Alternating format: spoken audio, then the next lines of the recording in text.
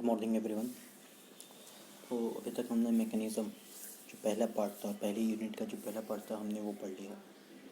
ठीक है, उसमें सारी चीज़ें देख ली, कितने तरीके के मैकेनिज़्म जो हमारे सिलेबस में है वो सारी चीज़ें हमने देख ली। ठीक है, अब हमें आगे जो पढ़ना है वो वेलोसिटी एनालिसिस पढ़ना है, वेलोसिटी और एक्सेलरेशन एनालिसिस पढ़ना है। ठीक है, वेलोसिटी और एक्सेलरेशन एनालिसिस पढ़ना है किसी भी मैकेनिज़्म के लिए। ठीक है,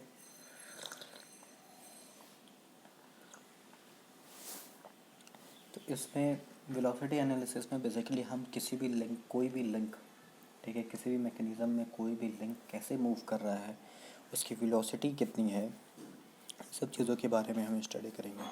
और इसके बाद हम वेलोसिटी की एनालिसिस करने के बाद हम उसकी एक्सेलरेशन की एनालिसिस करेंगे। ठीक है, जो दोनों के दोनों इसी यूनिट में आते हैं।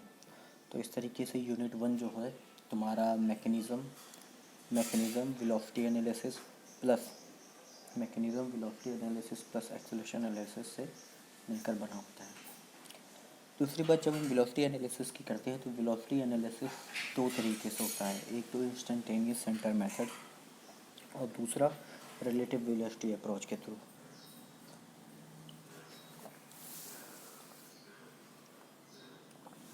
पहला तो होता है इंस्टेंटेनियस सेंटर मेथड के थ्रू और दूसरा होता है रिलेटिव वेलोसिटी अप्रोच के थ्रू। ठीक है, तो सबसे पहले हम इंस्टेंटेनियस सेंटर मेथड के थ्रू पढ़ेंगे कि वेलोसिटी एनालिसिस कैसे होती है। ठीक है, वेलोसिटी इन मैकेनिज़्म या वेलोसिटी एनालिसिस, ये दो चीज़ें हैं।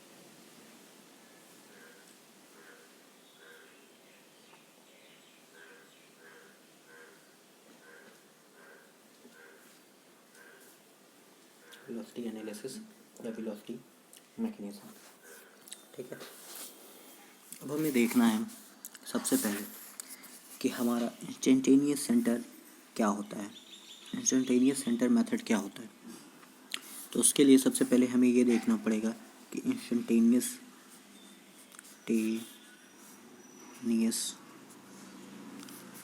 सेंटर क्या होता है। ठीक, तब हम इसके मेथड के बारे में जानेंगे कि कैसे हम इंस्टेंटेनियस सेंटर से किसी भी मैकेनिज़्म के किसी भी लिंक की वेलोसिटी निकालते हैं। ठीक है, तो सबसे पहले इंस्टेंटेनियस सेंटर क्या होता है। देखो, कोई भी बॉडी, ठीक है, या किसी भी मैकेनिज़्म का कोई भी लिंक, ठीक है, ये ज़रूरी नहीं है कि वो प्योर रोटेशन करे या और प्योर ट्रांसलेशन करे, ये ज़रूरी नहीं है। ठीक है, हो सकता है कि वो प्योर रोटेशन कर रहा हो और हो सकता है कि वो प्योर ट्रांसलेशन भी कर रहा हो, लेकिन उसमें भी कई ऐसे लिंक होते हैं कि जिनमें अगर तुम ध्यान से देखोगे तो उनमें लगेगा कि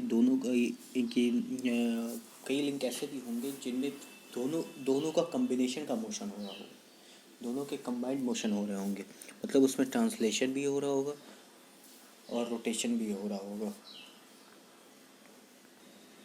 प्योर ट्रांसलेशन भी हो रहा होगा और प्योर रोटेशन भी, और मतलब उसमें ट्रांसलेशन प्लस रोटेशन दोनों हो रहा होगा। तो ऐसे लिंक जिनमें दोनों मोशन साइमल्टेनियसली होते हैं, एक साथ होते हैं, उनको हम कहते हैं जनरल मोशन। ऐसे मोशंस जिसमें रोटेशन और ट्रांसलेशन साथ में होते हैं, हम उसे जनरल मोशन कहते हैं। ठीक है, उन्हें हम जनरल मोशन वेलोसिटी मैकेनिज्म के भाषा में कहते हैं। ठीक है, और हमें उसी जनरल मोशन की स्टडी करनी है, क्योंकि देखो, कोई भी बॉडी अगर प्योर ट्रांसलेशन कर रही हो या प्योर रोटेशन कर रही हो, ठीक है, उसकी वेलोसिटी निकालना आसान है।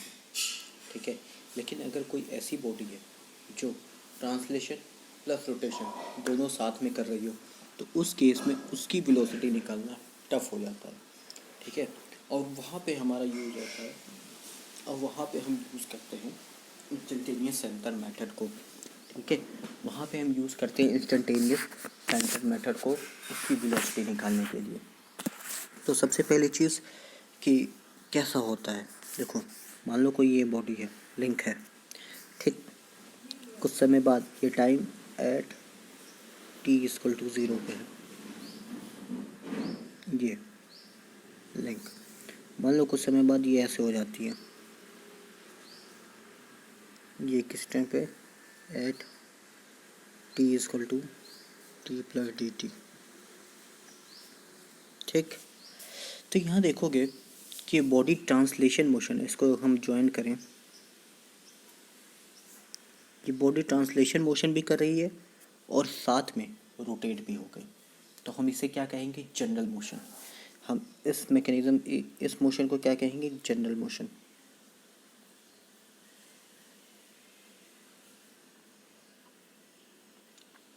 अब हमें निकालना क्या है, हमें इस बॉडी का वेलोसिटी निकालनी है। तो हम क्या करेंगे, सबसे पहले ऐसे बॉडी का जब हम वेलोसिटी निकालते हैं,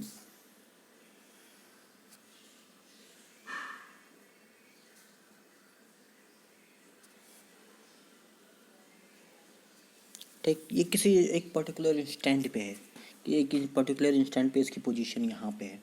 ठीक है, तो हम क्या करेंगे, ये ए है, ये बी है, ये ए डैश है, ये बी डैश है। हम क्या करेंगे, हम एक परपेंडिकुलर बाइसेक्टर ड्रॉ करेंगे। ठीक है, एक परपेंडिकुलर बाइसेक्टर ड्रॉ करेंगे इस पे और एक परपेंडिकुलर बाइसेक्टर ड्रॉ करेंगे इस पे। ठीक है,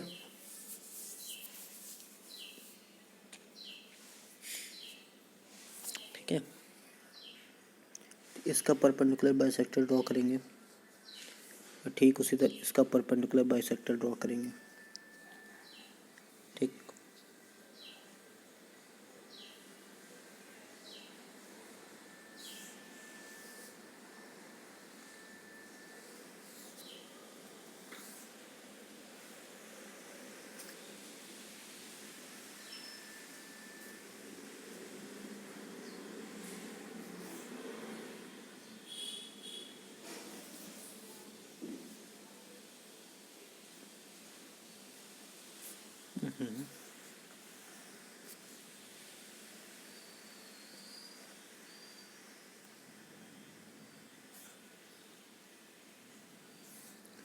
एक इसका परपेंडिकुलर बाइसेक्टर ड्रॉ करेंगे और ठीक उसी तरह इसका परपेंडिकुलर बाइसेक्टर ड्रॉ करेंगे।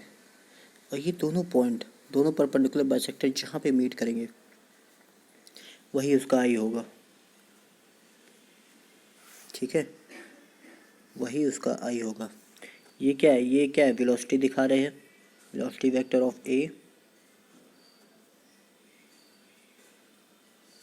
ये क्या है, वेलोसिटी वेक्टर ऑफ बी। ठीक है, तो जो उसका पोजीशन है, मतलब जो वेलोसिटी वेक्टर है, ठीक है, हम उसको जब उसका परपेंडिकुलर बाइसेक्टर ड्रॉ करेंगे ए के लिए और परपेंडिकुलर बाइसेक्टर हम जब बी के लिए ड्रॉ करेंगे, तो वो दोनों लाइन जहाँ पे इंटरसेक्ट करेंगे वही हमारा क्या होगा, इंस्टेंटेनियस सेंटर। और इस इंस्टेंटेनियस सेंटर के अबाउट ये हमारा पूरा का पूरा लिंक प्योर रोटेशन फॉलो करेगा। ठीक है, ये ऐसा सेंटर होता है जिसके अबाउट कोई भी लिंक अगर जनरल मोशन कर रहा हो तो अपनी इंस्टेंटेनियस सेंटर के अबाउट वो प्योर रोटेशन मोशन को फॉलो करेगा। ठीक है, और जब किसी भी बॉडी का हमें प्योर रोटेशनल मोशन अगर मिल जाए, किसी ये पता चल जाए कि कोई बॉडी अगर इस पॉइंट के about pure rotation motion follow कर रही है, तो हम बहुत आसानी से उसकी वेलोसिटी को मेज़र कर सकते हैं। ठीक है, इसके किसी भी पॉइंट से इसका, इस लिंक का हर एक पॉइंट इस आई के अबाउट प्योर रोटेशन मोशन को फॉलो करेगा, क्योंकि ये रिजिड बॉडी है। तो अगर कोई भी बॉडी अगर मूव करेगी तो सब एक साथ ही मूव करेंगे।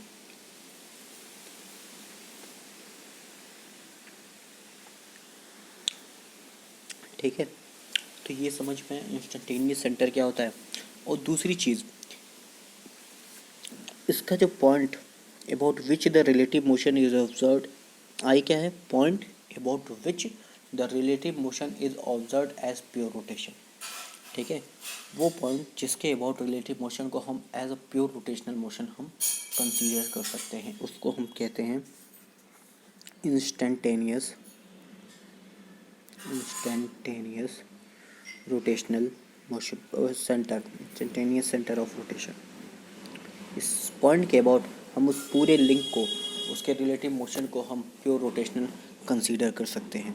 ठीक है, link A B at this instant in general, और एक चीज़ ये भी याद रखना है कि ये एक पर्टिकुलर इंस्टेंट पे है, ठीक है, ये एक पर्टिकुलर इंस्टेंट पे है। हो सकता है एट t=t1 + dt1 पे इसका पोजीशन कुछ ऐसे हो, तो उस केस में अलग इंस्टेंटेनियस सेंटर आएगा, उस केस में अलग इंस्टेंटेनियस सेंटर आएगा, ठीक है। इसी तरह किसी और पॉइंट ऑफ टाइम पे अलग इंस्टेंटेनियस सेंटर आएगा। तो ये हम कह सकते हैं कि ये एक ऐसा भी पॉइंट है जो, जैसे यहाँ पे लिखा भी हुआ है, is also defined as that centre which goes on changing from one instant to another.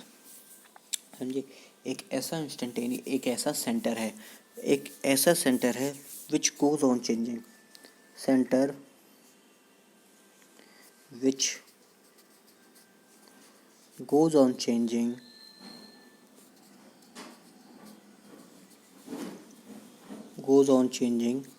from one instant to another, ठीक है, हर एक इंस्टेंट पे वो चेंज होता रहता है, ठीक है। तो हम ये नहीं कह सकते कि इसका जो सेंटर है वो फिक्स्ड है। तो ये याद रखना कि ये जो इंस्टेंटेनियस सेंटर है वो फिक्स्ड नहीं होता है, वो चेंजिंग सेंटर होता है, ठीक है, चेंजिंग सेंटर होता है, ठीक है। Defined for the relative motion of link point about which the relative motion is observed as pure rotation, ठीक है। और ये ए बी इसका, क्योंकि पूरा का पूरा लिंक हम ये अज्यूम कर ले रहे हैं कि इंस्टेंटेनियस सेंटर के अबाउट प्योर रोटेशन कर रहा है, तो उसके हर एक पॉइंट का उसके सेंटर आई से जो डिस्टेंस होगा, सबकी एंगुलर, उसके हर एक पॉइंट की जो एंगुलर वेलोसिटी होगी वो सेम होगी। तो अगर हम इस लिंक पे किसी भी पॉइंट को अगर कंसीडर करते हैं, तो उस आई से उसका डिस्टेंस अगर हमें पता है उस पॉइंट का, तो हम उसकी लीनियर वेलोसिटी निकाल सकते हैं, जैसे VA/AI, VB/BI, VC/CI, ठीक है। तो हम उसकी लीनियर वेलोसिटी बड़े आराम से निकाल सकते हैं।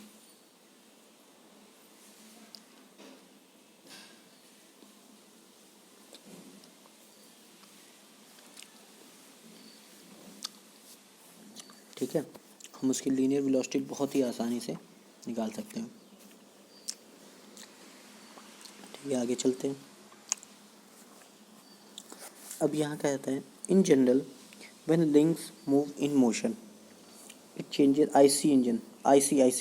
IC मतलब इंस्टेंटेनियस सेंटर,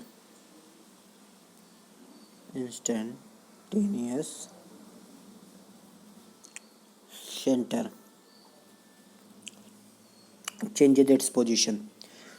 तो उस चेंज की वजह से, जैसे हर एक इंस्टेंट पे इंस्टेंटेनियस सेंटर की पोजीशन चेंज हो रही है, ठीक है।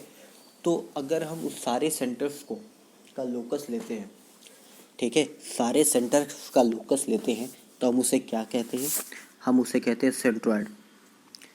जितने भी इंस्टेंटेनियस सेंटर है डूरिंग, जो भी इंस्टेंटेनियस सेंटर बन रहे हैं during the motion of link, तो अगर उन सारे इंस्टेंटेनियस सेंटर का हम लोकस लेते हैं, ठीक है, तो हम उसे सेंट्रॉयड कहते हैं, ठीक है।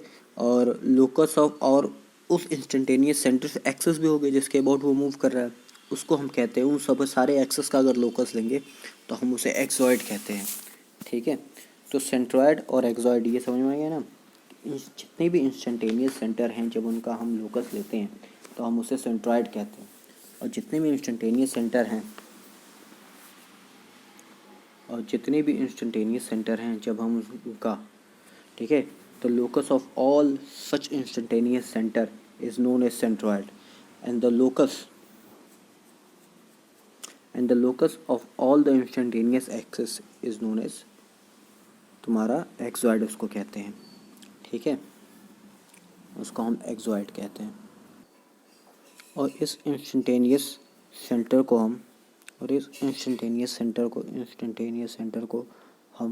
वर्चुअल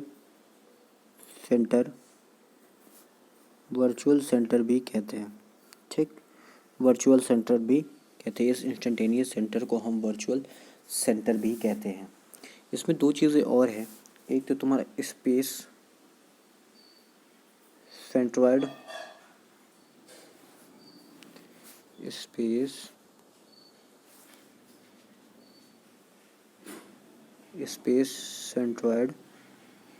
ये क्या होता है, ये बेसिकली क्या होता है, locus of all locus of all instantaneous centers in space during a definite motion of the body, हम उसको स्पेस सेंट्रोइड कहते हैं. Locus of all instantaneous centre in space during a definite motion of body, ठीक है, उसको हम space centroid कहते हैं. और दूसरा आता है एक बॉडी सेंट्रोइड. बॉडी सेंट्रोइड ये क्या होता है? ये क्या होता है? The locus of all instantaneous centre, locus of all instantaneous center relative to body itself, हम उसे कहते हैं बॉडी सेंट्रोइड. ठीक है, ठीक. तो बॉडी सेंट्रोइड क्या है कि स्पेस सेंट्रोइड और body centroid, these two centroids have the instantaneous centre as a common point at any instant, and during the motion of the body centroid rolls without slipping over the space centroid. ठीक है, देखो दोनों के दोनों centroid का जो common point है वो क्या है? तुम्हारा इंस्टेंटेनियस सेंटर, ठीक है, एट एन इंस्टेंट. और डूरिंग उनके मोशन के दौरान बॉडी सेंट्रोइड जो है वो स्पेस सेंट्रोइड के ऊपर रोल करता है without slipping. Body centroid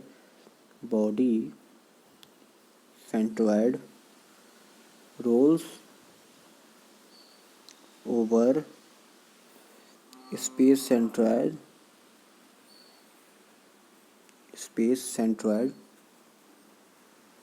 without slipping. ठीक है, विदाउट स्लिपिंग वो मूव करता है. ठीक, ये चीज़ें हो गई. तो हमने क्या पढ़ लिया? इंस्टेंटेनियस सेंटर क्या होता है, ठीक है, बॉडी सेंट्रोइड क्या होता है, स्पेस सेंट्रोइड क्या होता है, ठीक है, एक्सॉइड क्या होता है, और सेंट्रोइड क्या होता है. अब देखो, जब भी कोई बॉडी प्योर जनरल मोशन करती है, मतलब उसके अंदर कॉम्बिनेशन ऑफ ट्रांसलेशनल और लीनियर मोशन है, तो उसका जो सेंट्रोइड का जो लोकस बनता है वो कर्व फॉर्म में बनता है. ठीक है, और जो उससे एक्सॉइड बनता है वो कर्व सरफेस बनता है. ठीक, वही बॉडी अगर प्योर रोटेशन कर रही है, प्योर ट्रांसलेशन कर रही है, तो उसके इंस्टेंटेनियस सेंटर का जो लोकस बनता है वो स्ट्रेट लाइन बनता है, और स्ट्रेट लाइन बनता है, और एक्सॉइड जो होता है वो प्लेन सरफेस बनता है. और जब प्योर रोटेशन करती है तो पॉइंट और लाइन बनता है. ठीक है, तो वही कह रहे हैं यहाँ पे. देखो यहाँ पे, in general the motion of a link in a mechanism is neither pure translation nor pure rotation. It is a combination of translation and rotation, and which we say the link is in general motion. But any link at any instant can be assumed to be a pure rotation with respect to a point in space, जिसको हम instantaneous center कहते हैं. And this center is also known as virtual center. ठीक है, इस centre को हम क्या कहते हैं? इंस्टेंटेनियस सेंटर को हम वर्चुअल सेंटर भी कहते हैं, क्योंकि एक्चुअली ये रियलिटी में एग्जिस्ट नहीं करता. ठीक है, हम सिर्फ अपनी एनालिसिस को पूरा करने के लिए हम ये अज्यूम कर लेते हैं कि ये बॉडी इस पॉइंट के अबाउट प्योर रोटेशन कर रही है, जिससे हम आगे इसका फर्दर एनालिसिस कर सकें. ठीक है, तो ये हमेशा कोई ज़रूरी नहीं है कि ये रियलिटी में एग्जिस्ट नहीं करता. ठीक है, ठीक, यहाँ तक हो गया.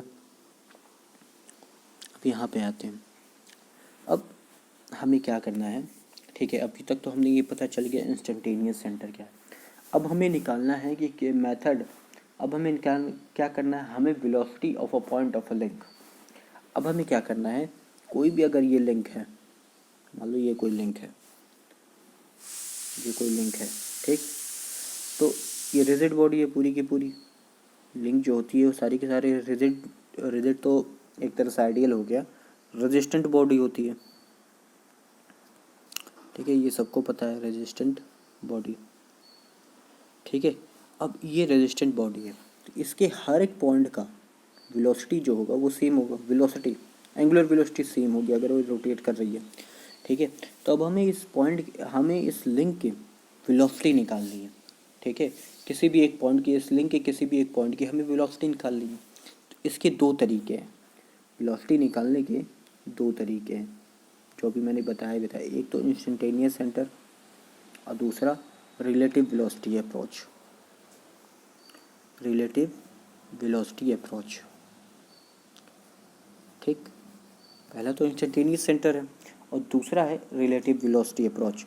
तो हम इस यूनिट में, इस टॉपिक में हम अभी सिर्फ आईसी इंस्टेंटेनियस सेंटर के बारे में ही पढ़ेंगे, ठीक है। अगले टॉपिक में हम पढ़ेंगे उसके बारे में, रिलेटिव वेलोसिटी अप्रोच के बारे में, ठीक है। अभी हमें सिर्फ इंस्टेंटेनियस सेंटर के बारे में पढ़ना है, ठीक। तो सबसे पहला कि हमें relative velocity of a point on a link by instantaneous centre method हमें निकालना है, ठीक है। सबसे पहले हमें ये निकालना है। तो हमें क्या निकालना था, हमें वेलोसिटी निकालनी थी किसी भी मैकेनिज्म की, ठीक है, किसी भी मैकेनिज्म की by using relative velocity approach. तो अगर हम ये एज्यूम कर लेते हैं कि मान लो ये मैकेनिज्म है हमारा, कोई भी मैकेनिज्म है, ठीक। ये हमारा कोई भी लिंक है, ठीक है, कोई भी लिंक है, ठीक ठीक। ये हमारा पॉइंट ए है, इस लिंक के कोई भी पोजीशन पॉइंट ए है, ये हमारा पॉइंट बी है।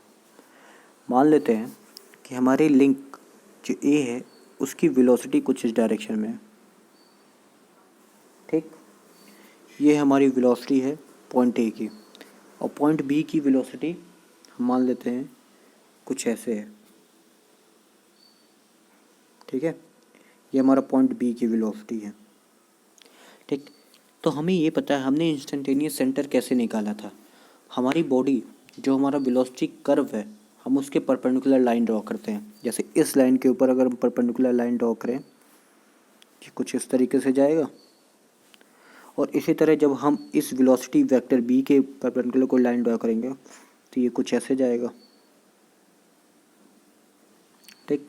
ये 90 डिग्री यहाँ पे, ये 90 डिग्री यहाँ पे, ठीक। और जहाँ पे इन दोनों वेलोसिटी वेक्टर इंटरसेक्ट करेंगे वही हमारा आई होगा। मतलब इस पॉइंट के अबाउट ये पूरा का पूरा लिंक साथ में रोटेट कर रहा है, एक एंगुलर वेलोसिटी पे रोटेट कर रहा है, ठीक है। तो अगर हमें अब ये लिंक मिल गया, हमें ये पता चल गया कि इस लिंक की इंस्टेंटेनियस सेंटर कहाँ पे है, ठीक है। और कोई भी लिंक, किसी भी लिंक का अगर हमें इंस्टेंटेनियस सेंटर मिल जाता है तो हमें ये समझ में आ जाता है कि वो पूरा का पूरा लिंक उस पॉइंट के अबाउट प्योर रोटेशन फॉलो कर रहा है।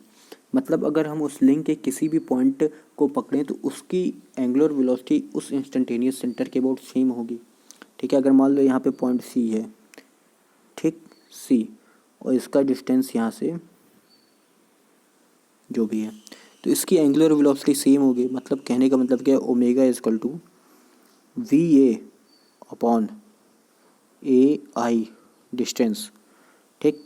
एंगुलर वेलोसिटी होगी is equal to V V upon B I is equal to V C upon C I. ये तीनों के लिए सेम होगा, तीनों के लिए ये सेम होगा। तो ये समझ में आ गया कि हमें कैसे एंगुलर वेलोसिटी किसी भी बॉडी का निकालना है, ठीक है। एंगुलर वेलोसिटी हमें कैसे निकालना है, ठीक है। जो भी उस वेलोसिटी का, उस लिंक का, उसके किसी भी पॉइंट का, अगर हमें क्या उसके एकदम एक्सट्रीम पॉइंट को पकड़ लो, उसका लिंक, उसका मोशन जैसे हो रहा है उसके वेलोसिटी वेक्टर के परपेंडिकुलर लाइन ड्रॉ करो, और दोनों एक्सटेंट से जहाँ भी लाइन इंटरसेक्ट करेगी वही हमारा वेलोसिटी वेक्टर है, इंस्टेंटेनियस सेंटर है, ठीक है। ये समझ में आ गया। अब यहाँ पे दो चीज़ें हैं कि properties of instantaneous centre, properties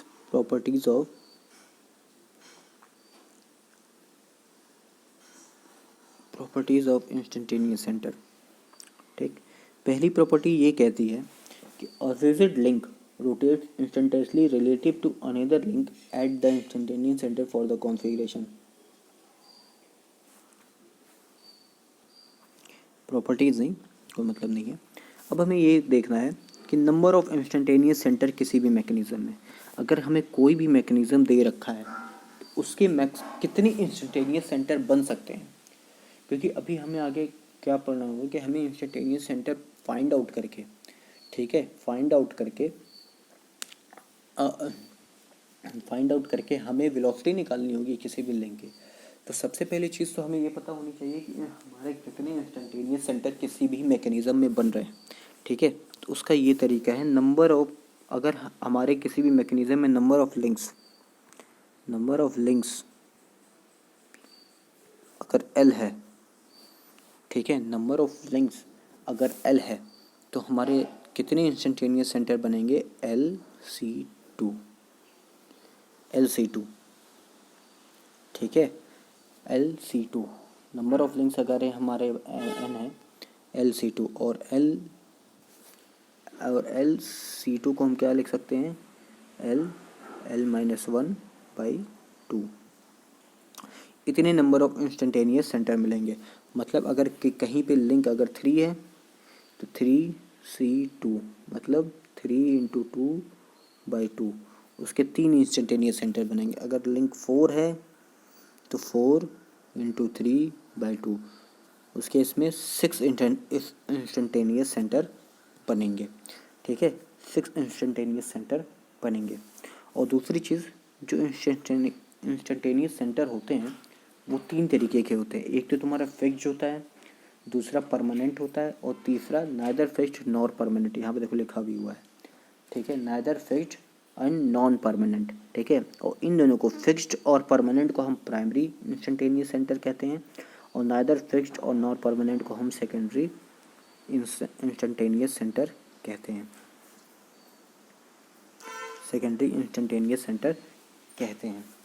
ठीक है, ठीक है। तो हमें ये पता चल गया है कि किसी भी लिंक में, किसी भी मैकेनिज्म में कितने इंस्टेंटेनियस सेंटर होते हैं, ठीक है।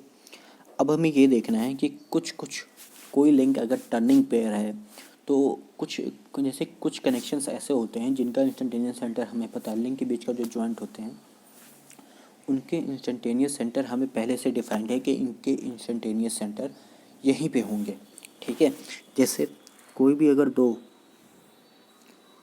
भी दो लिंक अगर उन दोनों के बीच का जो जॉइंट है वो टर्निंग जॉइंट है, टर्निंग पिन जॉइंट है या टर्निंग पेयर है, तो उनका जो इंस्टेंटेनियस सेंटर होगा वो उनके जॉइंट पे ही होगा। जैसे ये दोनों लिंक एक दूसरे से टर्निंग पेयर के थ्रू कनेक्टेड है, तो इनका जो जॉइंट होगा, मतलब इंस्टेंटेनियस सेंटर होगा इन दोनों लिंक का, ये इसी पॉइंट पे होगा, ठीक है। ठीक उसी तरह जब भी कोई बॉडी रोल कर रही हो, ठीक है, जब भी कहीं पे कोई रोलिंग पेयर हो तो उसका जो इंस्टेंटेनियस सेंटर है उन दोनों रोलिंग पेयर, जहाँ पे रोलिंग पेयर उस सरफेस से कांटेक्ट कर रही है वहाँ पे होगा। जैसे इस केस में इसका जो पॉइंट ऑफ इंस्टेंटेनियस सेंटर होगा यहाँ पे होगा, ठीक है। जहाँ पे ये व्हील सरफेस से कांटेक्ट कर रही है वहाँ पे इसका इंस्टेंटेनियस सेंटर होगा। Always go to the point of centre of surface. कैसे, तो ये देखो, ये हमारा बॉडी है, सरफेस है,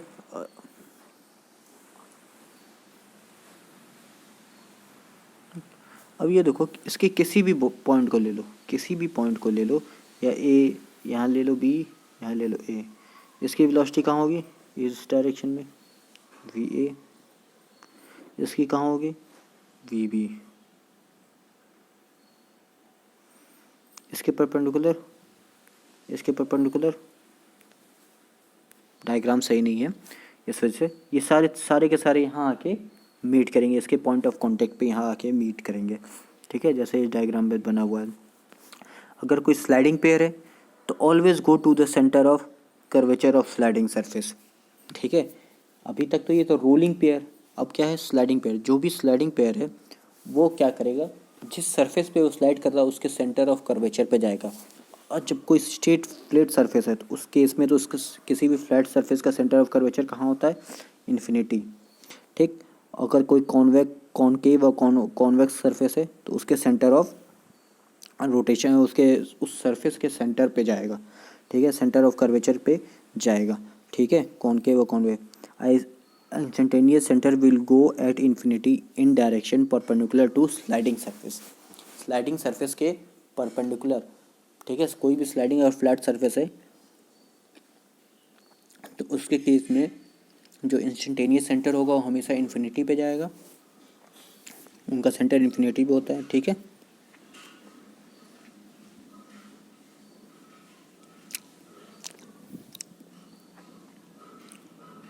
ठीक है, तो ये दो तीन ऐसे इंस्टेंटेनियस सेंटर थे जो पहले से डिफाइंड है, ठीक है, कि पहले से डिफाइंड है स्लाइडिंग पेयर के लिए, रोलिंग पेयर के लिए, स्लाइडिंग पेयर के लिए, रोलिंग पेयर के लिए, टर्निंग पेयर के लिए, ये पहले से डिफाइंड है कि इनका इंस्टेंटेनियस सेंटर कहाँ पे बनेगा, ठीक है। जैसे कि टर्निंग पेयर के लिए उनके जो दोनों जो लिंक है जहाँ पे कनेक्ट होंगे, जहाँ पे उनका जॉइंट होगा वहाँ पे बनेगा। रोलिंग पेयर के लिए जहाँ पे वो जो रोल कर रहा है वो अपने सरफेस कांटेक्ट दोनों पेयर लिंक का जहाँ पे होगा वहाँ पे बनेगा। तुम्हारा स्लाइडिंग पेयर के लिए जिस सरफेस पे जो स्लाइड कर रहा है बॉडी, ठीक है, उसके सेंटर पे बनेगा, ठीक है। तो यहाँ तक ये समझ में आ गया कि हमारा इंस्टेंटेनियस सेंटर क्या होता है, ठीक है। इंस्टेंटेनियस सेंटर अगर हमें किसी बॉडी का निकालना है, किसी लिंक का निकालना है तो ये कैसे निकालेंगे, ठीक है। उनके वेलोसिटी वेक्टर के परपेंडिकुलर जो भी हम बाइसेक्टर निकालेंगे वो जहाँ पे दोनों इंटरसेक्ट करेंगे वही उसका इंस्टेंटेनियस सेंटर होगा, ठीक है। ये हमें पता चल गया। फिर किसी भी एक मैकेनिज़्म में, ठीक है, कितने नंबर ऑफ इंस्टेंटेनियस सेंटर बन सकते हैं वो पता चल गया, ठीक है। अगर नंबर ऑफ लिंक्स L हैं तो उसके इंस्टेंटेनियस सेंटर कितने होंगे, L/C2 इक्वल टू क्या होता है, L इंटू L-1/2, ठीक है। उसके बाद जो कुछ डिफाइंड हैं, पहले से जो डिफाइंड इंस्टेंटेनियस सेंटर हैं वो कहाँ कहाँ होते हैं, 2-3 पेयर के लिए, वो हमने पहले डिफाइन कर दिया, ठीक है। अब आगे हमें करना क्या है, अब हमें ये देखना है कि अगर हमें जैसे एक छोटा सा एग्जांपल लेके कि अगर हम किसी भी सिंपल मैकेनिज़्म का अगर हमें इंस्टेंटेनियस सेंटर निकालना हो तो वो कहाँ कैसे होगा, ठीक है, वो कैसे निकालेंगे, ठीक है। एक सिंपल से मैकेनिज़्म का कि हमें अगर इंस्टेंटेनियस सेंटर निकालना हो तो हम कैसे निकालेंगे, ठीक है। अब हमें ये देखना है,